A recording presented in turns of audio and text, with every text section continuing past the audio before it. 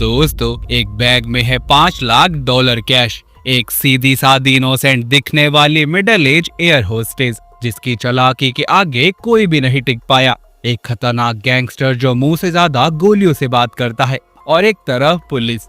क्या जैकी ब्राउन इन दोनों को ही चकमा दे पाई, या दोस्तों फिर वो इन्हीं दोनों के बीच फंस के रह गई? तो चलिए दोस्तों, बिना देरी किए चलते हैं आज की कहानी की तरफ। मेरे बहादुर दर्शकों, कैसे हैं आप सभी?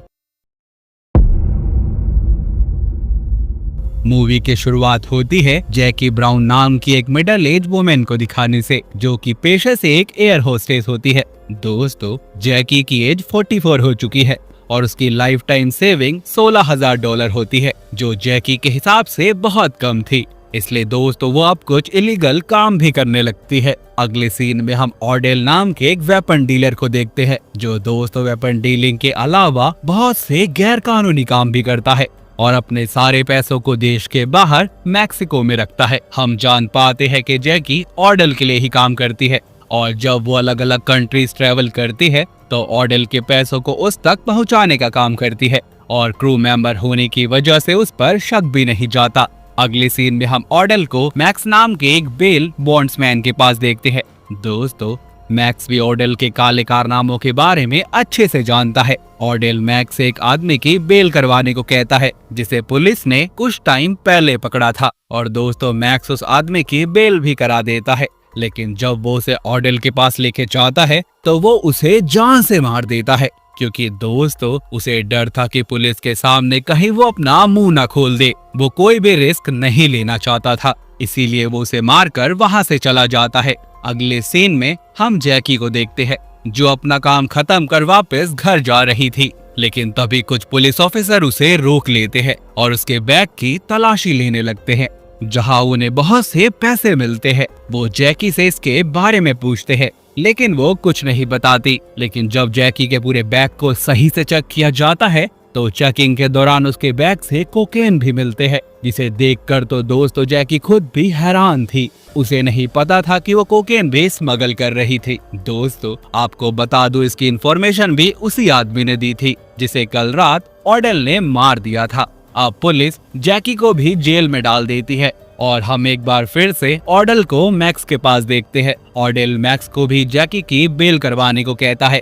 अब मैक्स उसकी भी बेल करवा देता है। जेल से बाहर आने के बाद मैक्स उसे लेने आता है। इसी बीच जैकी चुपके से मैक्स की गन चुरा लेती है, जिसके बाद मैक्स उसे उसके घर पर छोड़ देता है। शाम में ऑडेल उससे मिलने आता है, लेकिन दोस्तों इससे पहले वो जैकी को भी जान से मारता जैकी उसे गन पॉइंट पर ले लेती है। वो ऑडेल से कहती है, मैं जानती हूँ कि तुम मुझे यहाँ मारने आए हो, क्योंकि तुम्हें पता है कि पुलिस वाले मुझसे कई सवाल करेंगे और तुम्हें अपने पकड़े जाने का डर है, और अगर मैं चाहूँ तो अभी मैं तुम्हें जान से मार सकती हूँ। क्यों ना हम एक डील करें? मैं पुलिस के सामने ऐसा प्रिटेंड करूंगी कि जैसे मैं उनकी हेल्प कर रही हूँ, और बदले में मैं तुम्हारे सारे पैसों को मैक्सिको से तुम्हारे पास लाके दूंगी। दोस्तों ऑडेल को ये ऑफर अच्छा लगता है और वो इसके लिए मान जाता है। अगली सीन में हम जैकी को पुलिस स्टेशन में देखते हैं, जहां जैसे एक्सपेक्टेड था रे नाम का एक पुलिस ऑफिसर उससे ऑडेल के बारे में पूछता है, जिस पर जैकी कहती है, इसमें मेरा क्या फायदा? रे उससे कहता है कि अगर वो ऑडेल को पकड़वाने में उसकी हेल्प करे तो वो उसके ऊपर से सारे चार्जेस को हटवा देगा। इसके बाद जैकी उससे कहती है, हालांकि मेरी बेल हो गई है, लेकिन अभी भी मैं कंट्री से बाहर नहीं जा सकती, और अगर मैं कंट्री से बाहर नहीं जा सकती तो मुझे मेरी जॉब से निकाल दिया जाएगा। मुझे तुम सबसे पहले कंट्री से बाहर जाने की परमिशन दिलवाओ। मैं इसके बाद बाहर से ऑडेल के पैसों को लाऊंगी, जिसे लेने ऑफ कोर्स ऑडेल तो नहीं आएगा, उसका कोई आदमी ही आएगा। जब वो पैसे लेने आएगा तब तुम लोग उसका पीछा करना और ऑडेल पकड़ा जाएगा। अब रे भी इसके लिए मान जाता है। अगले सीन में हम जैकी को ऑडेल के साथ एक क्लब में देखते हैं, जहां जैकी ऑडेल को अपना प्लान समझाती है। वो ऑडेल से कहती है कि वो उसके पैसों को 2 बैच में लाएगी। पहली बार में वो सिर्फ $10,000 ही लाएगी एज अ ट्रायल, जिसे पुलिस नहीं पकड़ेगी, क्योंकि वो पुलिस को बता देगी कि यह ट्रायल है, इसे वो ना पकड़े, जिससे तुम्हारे पैसे भी बच जाएंगे। और अगली बार वो सारे पैसे जो कुल मिलाकर $5,50,000 है उसे लेके आऊंगी, जिसे मैं पहले ही तुम्हारे किसी आदमी को दे दूंगी। और जब पुलिस के सामने जो आदमी मुझसे पैसे लेने आएगा तो बैग खाली होगा, पुलिस गलत आदमी के पीछे लगी रहेगी और इसी बीच तुम्हारा सारा पैसा तुम्हारे पास पहुंच जाएगा। लेकिन दोस्तों इसके लिए जैकी ऑडेल से उसका 10% मांगती है।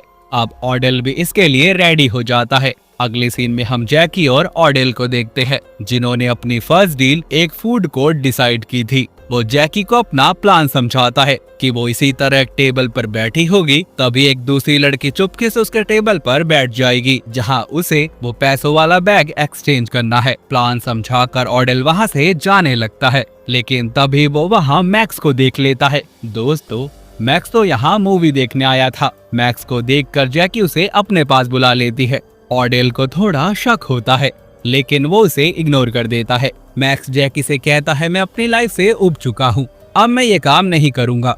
जिस पर जैकी उससे कहती है क्यों ना हम ऑडेल के सारे पैसों को अपना बना ले, लेकिन मैं अकेले बिना तुम्हारी मदद के ये नहीं कर पाऊंगी। जिस पर मैक्स थोड़ा सोचता है। मैक्स कहता है कि ऑफिसर रे को बस ऑडेल चाहिए, उसके पैसे नहीं। दोस्तों यहाँ जैकी का प्लान ये था कि वो सारे पैसों को मैक्स को लाके देगी और रे को ऑडेल मिल जाएगा और बाद में वो अपना अपना हिसाब बांट लेंगे और ऐश करेंगे। अब मैक्स को भी उसका प्लान अच्छा लगता है। दोस्तों अब हम देखते हैं कि वो दिन भी आ जाता है जब फर्स्ट ट्रायल होना था। जैकी पैसों को ले आती है। रे उसे चेक करता है जो कि $10,000 थे। उसके बाद जैकी उसे एक शॉपिंग बैग में रखती है और उसी फूड कोर्ट में आ जाती है, जहां थोड़ी देर वेट करने के बाद उसी के टेबल पर एक लड़की आके बैठ जाती है और जैकी उसके बैग से अपने बैग को एक्सचेंज कर लेती है। दूर बैठा मैक्स भी ये सब देख रहा था, जिसके बाद वो लड़की उस बैग को बड़ी चालाकी के साथ किसी तीसरी लेडी से एक्सचेंज कर लेती है, जिसे मैक्स भी देख लेता है और इसके बारे में वो जैकी को बताता है। ये जानकर तो जैकी को बहुत गुस्सा आता है। वो इसके बारे में ऑडेल से पूछती है, जहां ऑडेल उसे बताता है कि वो उस लेडी को अच्छे से जानता है और सारे पैसे उसके ही पास हैं। जिस पर जैकी गुस्सा होते हुए कहती है मैं इतना रिस्क ले रही हूँ, इसलिए तुम्हें मेरे प्लान के अकॉर्डिंग ही चलना होगा, नहीं तो मैं ये काम नहीं करूंगी। दोस्तों अब ऑडेल को जैकी की जरूरत थी, इसलिए उसे उसकी बात माननी पड़ती है। तो अभी ऑडेल को पता चलता है कि वो लेडी उस बैग को लेकर भाग चुकी है जिसमें सारे पैसे थे।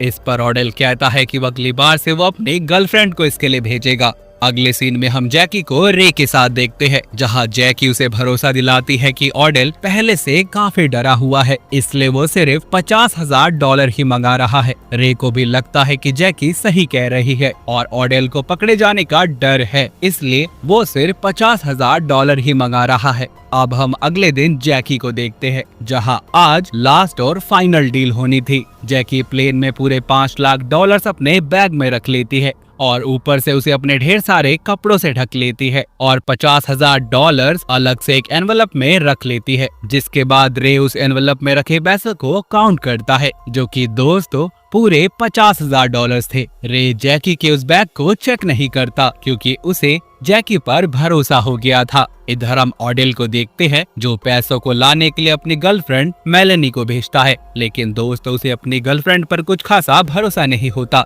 इसलिए उसके साथ अपने एक और भरोसेमंद आदमी लुइस को भेजता है। नेक्स्ट सीन में हम उसी शॉपिंग मॉल को देख पाते हैं, लेकिन दोस्तों एक्सचेंज इस बार शॉपिंग मॉल के एक चेंजिंग रूम में होने वाला था। जैकी एक सूट सेलेक्ट करती है और वहां के एम्प्लॉय को इसे चेक करने के बहाने चेंजिंग रूम में जाती है। इसी बीच यहाँ मैक्स भी आ जाता है, जो दोस्तों लुइस और मेलेनी पर नजर रखे हुए था और साथ ही दोस्तों रे और उसका एक फ्रेंड भी कहीं दूर छुपे हुए थे, जो बस जैकी के सिग्नल का वेट कर रहे थे। इसी बीच जैकी के बगल वाले रूम में मेलेनी आ जाती है और दोस्तों दोनों नीचे से बैग एक्सचेंज कर लेते हैं और उसके बाद मेलेनी पैसों वाला बैग लेकर बाहर आ जाती है, जहां बाद में वो बैग लुइस ले लेता है। जैकी भी उसके बाद बाहर निकल आती है और उस एम्प्लॉय से कहती है कि उसे ये सूट काफी पसंद आया, इसलिए वो उसे खरीदना चाहती है और उसकी पेमेंट कर देती है। जिसके बाद वो वहां से बाहर आती है और जोर जोर से रे रे चिल्लाने लगती है, जहां रे भाग कर आता है तो वो रे को बताती है कि कोई दूसरी लड़की आकर ही उससे वो पैसों का बैग लेके चली गई, शायद उसे भी ऑर्डर नहीं भेजा होगा और जिसे रियल में आना था वो तो लड़की अभी तक आई ही नहीं। जिसे सुनकर तो रे भी बहुत परेशान हो जाता है और दोस्तों इधर उस चेंजिंग रूम में मैक्स उस बैग को ले जाता है जिसमें $5 लाख थे। दूसरी तरफ हम लुइस और मेलेनी को देखते हैं। दोनों अपने कार की तरफ जा रहे होते हैं, जहां मेलेनी को ज्यादा ही बातें करने लगती है, जो दोस्तों लुइस को अच्छी नहीं लगती और वो उसे शूट कर देता है। और जिसके बाद वो ऑडल से मिलता है, वो उसे बता देता है कि उसने मेलेनी को जान से मार दिया। दोस्तों ऑडल को तो बस अपने पैसों की पड़ी थी। वो जब बैग को चेक करता है तो उसमें बस थोड़े से पैसे थे और नीचे ढेर सारी बुक्स थी, जिसे देखकर ऑडल का दिमाग घूम जाता है और दोस्तों वो लुइस को शूट कर देता है और वहां से चला जाता है। इधर हम रे और जैकी को पुलिस स्टेशन में देखते हैं, जहां रे उसे पूछताछ कर रहा था। जैकी उसे बताती है कि हमारा प्लान सिंपल था कि एक लड़की आएगी और उसके साथ पैसों का एक्सचेंज करना होगा, लेकिन तभी वहाँ ऑडल की गर्लफ्रेंड आ गई, जिसे शायद ऑडल ने ही भेजा होगा। शायद उसे मुझ पर भरोसा नहीं था और उसकी गर्लफ्रेंड मुझसे वो बैग जबरदस्ती लेके चली गई। इसमें मेरी कोई भी गलती नहीं। अब दोस्तों रे भी कुछ नहीं कर सकता था, क्योंकि जैकी के खिलाफ कोई एविडेंस भी नहीं था और उधर ऑडल के ऊपर 3 मर्डर के चार्जेस थे। इसलिए ऑडल अब किसी सेफ जगह छुप कर बैठा था। मैक्स अपने असिस्टेंट के जरिए उस जगह को पता लगा लेता है और फिर ऑडल से मिलने जाता है, जहां वो जाके ऑडल को बताता है कि जैकी ने उसे धोखा नहीं दिया। उसे डर था कि कहीं तुम पकड़े ना जाओ और पुलिस बाकी के पैसों को भी ना पकड़ ले, इसलिए उसने उन पैसों को वहां से पहले ही हटा दिया। जिस पर ऑडल कहता है कि ये बात जैकी मुझे बताने क्यों नहीं आई, उसने तुम्हें क्यों भेजा। जिस पर मैक्स कहता है कि उसे डर था कि कहीं तुम उसकी पूरी बात सुने बिना ही कहीं उसे शूट ना कर दो। अब वो तुम्हारे सारे पैसों को लौटाना चाहती है। इस पर ऑडल कहता है तुमने जैकी का साथ क्यों दिया। जिस पर मैक्स कहता है मैं तुम्हें बचाना चाहता था इसीलिए, और बदले में जैकी अपना बस 10% चाहती है। मैक्स कहता है अभी जैकी मेरे ऑफिस पे है और सारे पैसे मेरे सेफ में है। जिस पर ऑडल कहता है जैकी को अपना कोड बताओ जिससे वो सारे पैसे यहाँ ला सके। मैक्स कहता है अभी पुलिस की नजर हर एक इंसान पर है, ये सेफ नहीं होगा, क्यों ना हम खुद जाकर वहाँ से पैसे ले लें। जिस पर दोस्तों ऑडल थोड़ा सोचता है और मान जाता है, क्योंकि उसे अब किसी पर भी भरोसा नहीं था। मैक्स कहता है तुम्हें जैकी पर भरोसा करना चाहिए, अगर उसने तुम्हें धोखा दिया होता तो तुम अब तक पकड़े जा चुके होते। जिसके बाद ऑडल मैक्स के साथ उसके ऑफिस पहुंचता है, जहां दोस्तों बहुत ही अंधेरा होता है।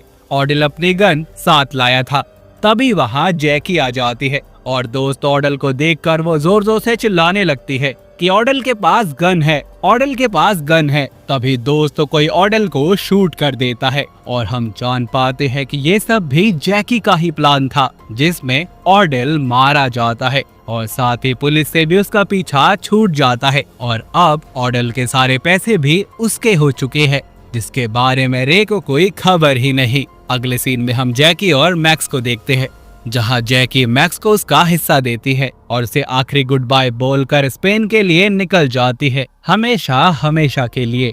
जहां दोस्तों वो अब नए सिरे से अपनी लाइफ को शुरू करेगी और दोस्तों ये दिखाने से हमारी ये मूवी होती है खत्म। आई होप दोस्तों आपको आज की मूवी का एक्सप्लेनेशन अच्छा लगा होगा। अगर हाँ तो वीडियो को लाइक करना मत भूलना, क्योंकि आपका बस एक लाइक हमें बहुत मोटिवेट करता है। चैनल पर भूले भटके आ गए हो तो सब्सक्राइब भी कर लेना, ताकि मुझे मोटिवेशन और आपको नोटिफिकेशन मिल सके। साथ ही नोटिफिकेशन बेल को ऑल पर करना मत भूलना। मैं मिलता हूँ आपसे एक नई वीडियो में एक नई कहानी के साथ। और हाँ दोस्तों, फाइनली थैंक्स फॉर वॉचिंग।